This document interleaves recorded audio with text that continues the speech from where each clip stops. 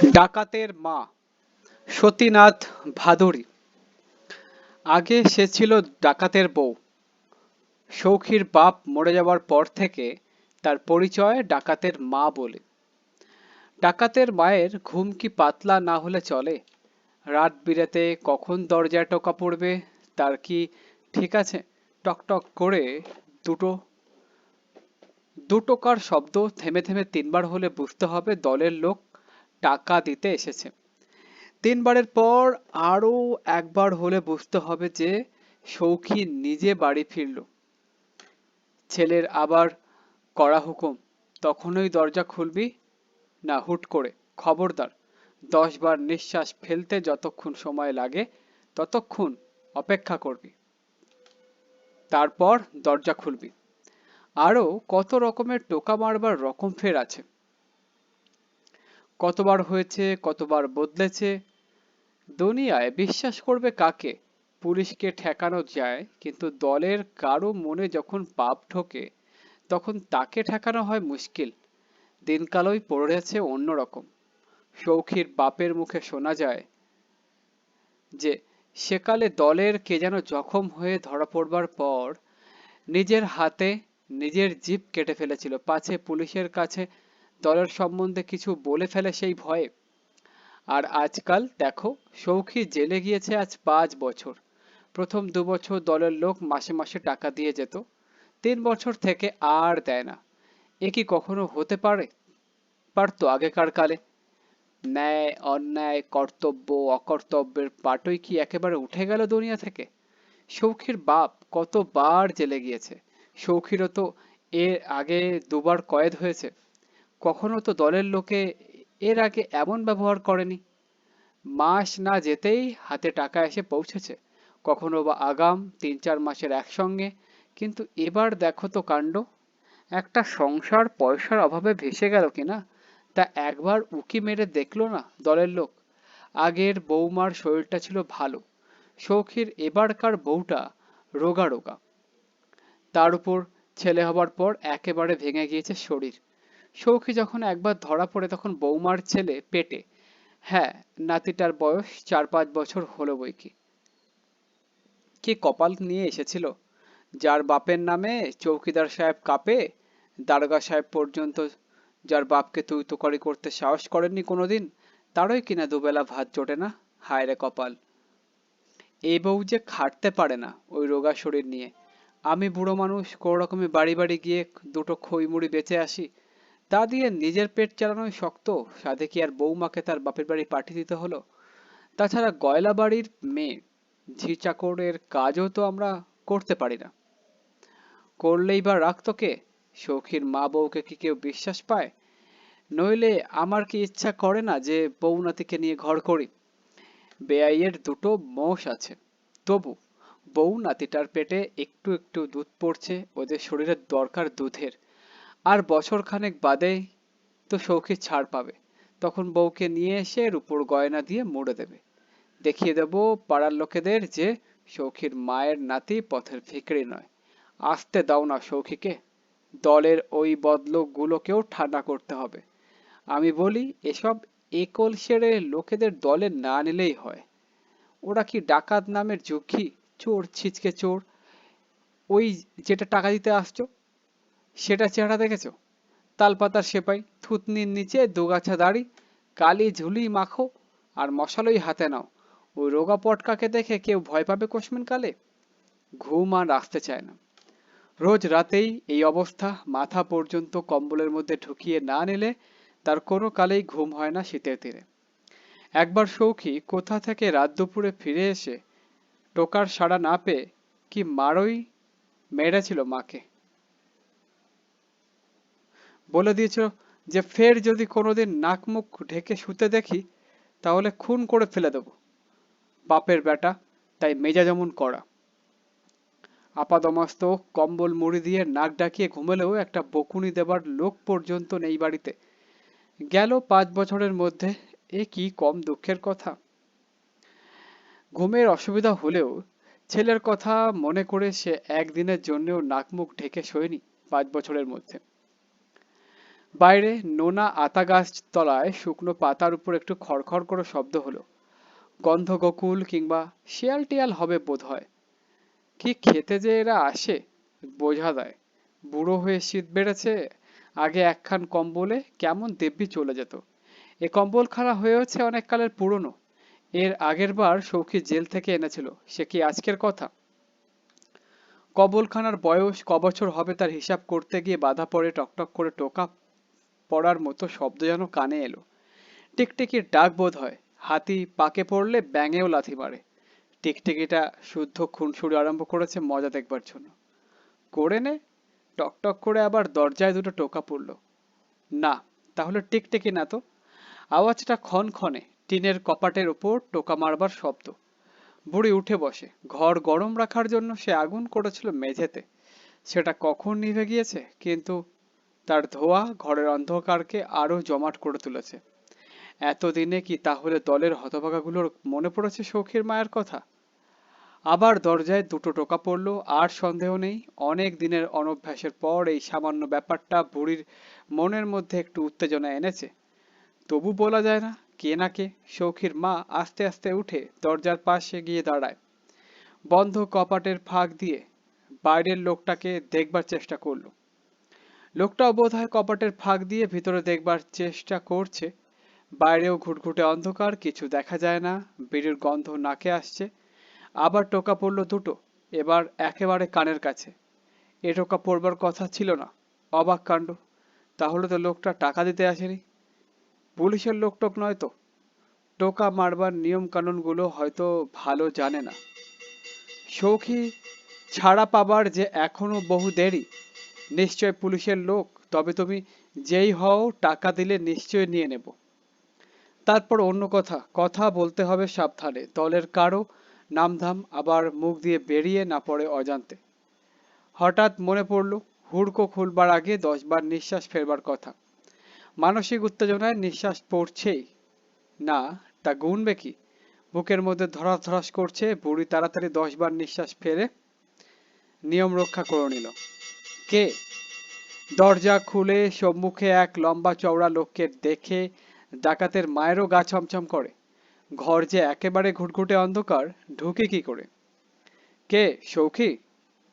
ওমা তুই? আমি ভাবি কে না কে। বুড়ি ছেলেকে জড়িয়ে ধরেছে। এ ছেলে বুড়ো হয়েও সেই একই রকম থেকে গেল। জেল থেকে ছাড়া পেয়ে ফিরেছে, বুক ফুলিয়ে পাড়া জাগিয়ে ঢুকতে পারতো বাড়িতে অনায়াসে। কিন্তু দরজায় টোকা মেরে মার সঙ্গে খুনসুরি হচ্ছিল এতক্ষণ। এ আনন্দ তার রাখবার জায়গা নেই। লাট সাহেব জেল দেখতে গিয়েছিল। আমার কাজ দেখে খুশি হয়ে ছেড়ে দেবার হুকুম দিয়ে দিল। খুশি আর কি, হেড জমাদার সাহেবকে টাকা খাইয়েছিলাম। সেই সুপারিশ করে দিয়েছিল জেলার বাবুর কাছে, আর বেশি রেমিশন পেয়ে গেলাম। আচ্ছা, তুই কপিটা জ্বাল তো আগে, তারপর সব কথা হবে।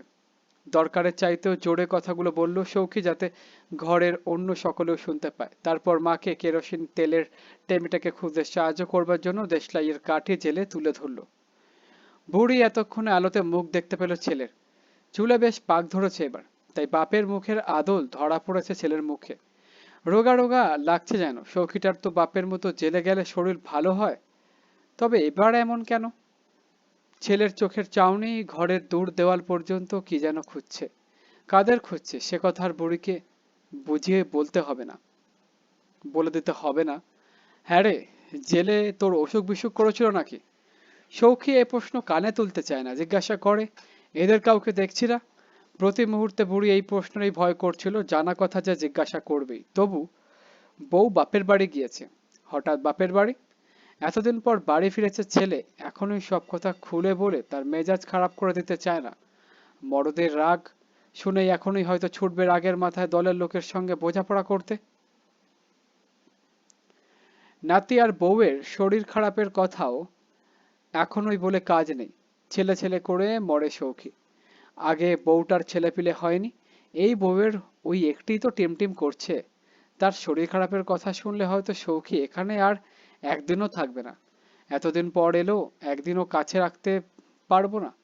খেয়ে দেয়ে জিরিয়ে সুস্থির হয়ে থাকুক এক আধ দিন, তারপর সব কথা আস্তে আস্তে বলা যাবে। কেন? মেয়েদের কি বাপ মাকে দেখতে ইচ্ছে করে না একবারও? না না, তাই কি বলছি নাকি? অপ্রদীপের চেয়ে হতাশ হয়েছে বেশি সৌখী। তার বাড়ি ফিরবার আনন্দ অর্ধেক হয়ে গিয়েছে মুহূর্তের মধ্যে। ছেলেটা কেমন দেখতে হয়েছে তাই নিয়ে কত কল্পনার ছবি এঁকেছে জেলে বসে বসে। ছেলে কেমন করে গল্প করে মায়ের সঙ্গে, তাই শুনবার জন্য টোকা মারবার আগে দরজায় কান ঠেকিয়ে কতক্ষণ দাঁড়িয়েছিল। ভেবেছিল রাত 9টার মধ্যে দুরন্ত ছেলেটা নিশ্চয়ই ঘুমোবে না। সে মনে মনে ঠিক করে ফেলে যে কালই সে শ্বশুরবাড়ি বউ ছেলেকে নিয়ে আসতে। একথা এখনই মাকে বলে ফেলা ভালো দেখায় না, নইলে মা আবার ভাববে যে নতুন বউ এসে ছেলেকে পর করে নিয়েছে। মা কত কি বলে চলেছে, এতক্ষণে শেষের কথাটা কানে গেল। নে হাত মুখ ধুয়ে নে। না না, আমি খেয়ে এসেছি। এই রাত করে আর তোকে রাত্রে বসতে হবে না। না, রাতছে কে, খইমুড়ি আছে, খেয়ে নে। তুই যে কত খেয়ে এসেছিস সে আর আমি জানি না। ব্যবসার পুঁজি খইমুড়িগুলো শেষ করে শোয়ার সময় তার হঠাৎ নজর গেল মায়ের গায়ের ছেঁড়া কম্বলটার দিকে। ওখানে আমাকে দে। আপত্তি ঠেলে সৌখীর নিজের গায়ের নতুন কম্বলখানা মায়ের গায়ে জড়িয়ে দিল। নতুন কম্বল মুড়ি দিয়ে শুয়েও বুড়ির ঘুম আসতে চায় না, পা কিছুতেই গরম হয় না। রাজ্যের দুশ্চিন্তায় মাথা গরম হয়ে উঠেছে। সৌখীর নাক ডাকানির একঘেয়ে শব্দ কানে আসছে। এতদিন পর ছেলে বাড়ি এলো, কোথায় নিশ্চিন্ত হবে তা নয়, সৌখীকে কি খেতে দেবে কাল সকালে, সেই হয়েছে মুড়ির মস্ত ভাবনা। আজকে রাতটা না হয় বিক্রির খইমুড়ি দিয়ে কোনো রকমে চলে গেল। যদি বলতো দুটো ভাত খেতে ইচ্ছা করছে, তাহলে আর উপায় ছিল না। সব কথা না বলে আলু চচ্চড়ি খেতে কি ভালোই বাসে সৌখীটা। গতকাল হয়তো জেলে খেতে পায়নি। আলু, চাল, সর্ষের তেল সবই কিনতে হবে। অত পয়সা পাবো কোথায়? ভোরে উঠেই কি ছেলেকে বলা যায় যে আগে পয়সা জোগাড় করে আন তবে রেঁধে দেবো? কাছারির ঘড়িতে 2টো বাজলো, ভেবে কুল কিনারা পাওয়া যায় না। মনে পড়লো যে পেশকার সাহেবের বাড়ি রাজমিস্ত্রি লেগেছে। আজ যখন মুড়ি বেচতে গিয়েছিল তখন দেখেছে যে পড়ে যাওয়া উত্তরের পাঁচিলটা গাঁথা হচ্ছে। বুড়ি বিছানা থেকে উঠে পা টিপে টিপে বেরোলো ঘর থেকে। মাতাদিন পেশকারের বাড়ি বেশি দূরে নয়। পাঁচিল সেদিন হাত 2 আড়াই পর্যন্ত উঁচু গাঁথা হয়েছে। মাটি আর ভাঙা ইটের পাহাড় নিচে পড়ে থাকা সে পাঁচিল ভাঙতে বুড়ির বিশেষ অসুবিধা হলো না। বাড়ি নিশুতি, অন্ধকারে কি কোথায় আছে ঠাউর করা শক্ত। বারান্দায় দোরগোড়ায় গুছিয়ে রাখা রয়েছে পেশকার সাহেবের খড়ম জোড়া আর জল ভরা ঘটি। ভোরে উঠেই দরকার লাগবে বলে ভয়ে বুড়ি উঠোনের আর কোথায় কি আছে হাতড়ে হাতড়ে খুঁজবার চেষ্টা করলো না। ঘটিটি তুলে নিয়ে পাঁচিল টপকে বাইরে বেরিয়ে এলো নিঃশব্দে। জলটুকু পর্যন্ত ফেলেনি। এখন রাত দুপুরে লোটা হাতে যেতে দেখলেও কেউ সন্দেহ করবে না। এদেশে লোটা বিনা সংসার অচল। দিনে বার কয়েক লোটা না মাজলে মাতাদিন পেশকারের হাত নিষ্পিস করে। সেই জন্য হুলস্থুল পড়ে গেল তার বাড়িতে সকালবেলায়। খোকার মা নাকে কেঁদে স্বামীকে মনে করিয়ে দিলেন যে লোটা হলো বাড়ির লক্ষ্মী, এখনই আর একটি কিনে আনা দরকার বাড়ির লক্ষ্মীর থেকে ফিরিয়ে আনতে হলে। কর্তার মেজাজ তখন তেরিক্ষি হয়ে আছে চোরের উপর রাগে। বাজে বকবক করো না, তোমাদের তো কেবল এই। আইনের ধারায় স্পষ্ট লেখা আছে যে চুরির খবর পুলিশকে না দিলে জেল পর্যন্ত হতে পারে, সে খবর রাখো। আইন চঞ্চু মাতাদিন আরো অনেক ঝাঁঝালো কথা খোকার মাকে শোনাতে শোনাতে বাড়ি থেকে বার হয়ে গেলেন থানায় খবর দেওয়ার জন্য। ফিরতি মুখো তিনি এলেন বাসনের দোকানে। নানা রকম ঘটি দেখালো দোকানদার, কিন্তু পছন্দসই কিছুই পাওয়া গেল না। পেশকার সাহেব বড় খুঁতখুঁতে লোটা সম্বন্ধে। তিনি চান খুঁড়ো দেওয়া লোটা, বুঝলেন কিনা? এই এত বড় সাইজের, মুখ হওয়া চাই বেশ ফাদালো, যাতে বেশ হৃষ্টপুষ্ট মেয়ে মানুষের এতখানি মোটা রূপোর কাকন শুদ্ধ হাত অনায়াসে ঢোকানো যায় ভেতরটা মাজবার জন্য। দোকানদার শেষকালে হাল ছেড়ে দিয়ে জিজ্ঞাসা করে, পুরনো হলে চলবে? নামেই পুরনো, সস্তায় পাবেন 2.5 টাকায়। পুরনো বাসনও বিক্রি হয় নাকি এখানে দেখি? ঘটি দেখেই তার খটকা লাগলো। পকেট থেকে চশমা জোড়া বার করে নাকের ডগায় বসালেন। খুড়োর নিচে ঠিক সেই তাড়া আঁকা। আর সন্দেহ নেই, মাতাদিন পেশকার আইনের ধারা ভুলে গিয়ে দোকানদারের টুটি চেপে ধরেন। বল, এ লোটা কোত্থেকে পেলি? দিনে করিস দোকানদারি আর রাতে বার হোস শীত কাটে নিয়ে। একেবারে হই হই রই রই কাণ্ড। দোকানে লোক জড়ো হয়ে গেল। দোকানদার বলে যে সে কিনেছে এই ঘটির নগদ 14 আনা পয়সা গুনে সৌখীর মায়ের কাছ থেকে এই কিছুক্ষণ মাত্র আগে। 14 আনা এই ঘটি পাওয়া যায়? চোরাই মাল জেনেই কিনেছিস? চোরাই মাল রাখবার ফৌজদারি ধারা জানিস? পেশকার সাহেব থানায় পাঠিয়ে দিলেন একজন ছোকরাকে দারোগাকে ডেকে আনবার জন্য। চোর ধরা পড়বার পর দারোগা সাহেবের কাজে আর ঢিলামি নেই। তখন ওই সাইকেলে এসে হাজির। সব ব্যাপার শুনে তিনি সদল বলে সৌখির বাড়িতে গিয়ে ঠেলে উঠলেন। সৌখির মা আলুর তরকারি চড়িয়েছে উনুনে, ছেলে তখনও ওঠেনি বিছানা ছেড়ে। অনেক কাল জেলে ঘড়ি ধরে সকাল সকাল উঠতে হয়েছে নতুন পাওয়া স্বাধীনতা উপভোগ করবার জন্য। সৌখী মনে মনে ঠিক করেছে যে বেলা 12টার আগে সে কিছুতেই আজ বিছানা ছেড়ে উঠবে না। দারোগা পুলিশ দেখে বুড়ির বুক কেঁপে উঠল। পুলিশ দেখে ভয় পাবার লোক সে নয়। এর আগে কতবার অসময়ে অসময়ে পুলিশকে তাদের বাড়িতে হানা দিতে দেখেছে, কিন্তু আজ যে ব্যাপার অন্য। মাতাদিন পেশকার আর বাসনওয়ালা যে পুলিশের সঙ্গে রয়েছে, তার যে ধারণা ছিল বাসনওয়ালা পুরনো বাসনগুলোকে রং চং দিয়ে নতুনের মতো না করে নিয়ে বিক্রি করে না। 5-7 বছর আগে পুলিশ একবার ভোর রাতে তাদের বাড়ি ঘেরাও করেছিল বন্দুকের খোঁজে। তখন তো মাথা হেট হয়নি। তার ডাকাতি করা, তার স্বামী পুত্রের হকের নেশা, সে তো মরদের কাজ, গর্বের জিনিস। জেলে যাওয়া সেক্ষেত্রে দূরদৃষ্টি মাত্র, তার চেয়ে বেশি কিছু নয়। কিন্তু এ যে চুরি, ছেচকে চোরের কাজ। শেষকালে লজ্জায় সৌখীর মা অভিযোগ অস্বীকার করতে পর্যন্ত ভুলে গিয়েছে। দারোগা সাহেব জিজ্ঞাসা করলেন তাকে, তুই এই লোটা আজ বাজারে বাসনের দোকানে 14 আনায় বিক্রি করেছিস? কোনো জবাব বেরোলো না বুড়ির মুখ দিয়ে। শুধু একবার ছেলের দিকে তাকিয়ে সে মাথা হেট করে নিল। এতক্ষণে বোঝে সৌখী ব্যাপারটা। 14 আনা পয়সার জন্য মা শেষকালে একটা ঘটি চুরি করলো। কেন মা তাকে বলল না? এতদিন তো তার ডিউটি ছিল জেলখানার গুদামে। জেলের ঠিকাদারদের কাছ থেকে সে 90 টাকা রোজগার করে এনেছে। এখনো সে টাকা তার কোমরের বাটুয়ায় রয়েছে। মা তার কাছ থেকে চেয়ে নিল না কেন? মেয়ে মানুষের আর কত আক্কেল হবে? হয়তো ঘরদোরের দিকে তাকিয়েই এক নজরে এই সংসারের দৈন্যদশার কথা আজ করে নেওয়া উচিত ছিল তার। বুঝে নিজেই থেকেই মায়ের হাতে টাকা দেওয়া উচিত ছিল। কিন্তু সে সময় পেল কই? রাতে এসে শুয়েছে, এতক্ষণ তো বিছানা ছেড়ে ওঠেইনি। শেষ পর্যন্ত লোটা চুরি। জেলের মধ্যে ওইসব ছিচকে কদু চোরদের সঙ্গে সে যে পারতপক্ষে কথা বলেনি কোনোদিন, ডাকাতরা জেলে আলাপ সালাপ করে লাইফাদের সঙ্গে, এ কথা তো মায়ের অজানা নয়। কদু চোরদের যে মাত্র 2 মাস 3 মাসের সাজা হয়, মা কি জানে না যে? এই বুড়ি আমার কথার উত্তর দিচ্ছিস না কেন? বল, জবাব দে। বুড়ি নির্বাক। দারোগাবাবুর প্রশ্ন কানে গেল কিনা সে কথা বোঝাও যায় না তার মুখ দেখে। আর থাকতে পারল না সৌখী। দারোগা সাহেব, মেয়ে মানুষকে নিয়ে টানাটানি করছেন কেন? আমি ঘটি চুরি করেছি কাল রাত্রে। বিজ্ঞ দারোগাবাবু তার অনুচরদের দিকে বিজয়ের দৃষ্টি হেনে ভাব দেখাতে চাইলেন যে এত বেলা পর্যন্ত সৌখীদের ঘুমোতে দেখে। এ তিনি আগেই বুঝেছিলেন, শুধু বুড়ির মুখ দিয়ে কথাটা বার করে নিতে চাচ্ছিলেন এতক্ষণ। এইবার সৌখীর মা ভেঙে পড়ল। ছেলের নামে কলঙ্ক এনেছে সে।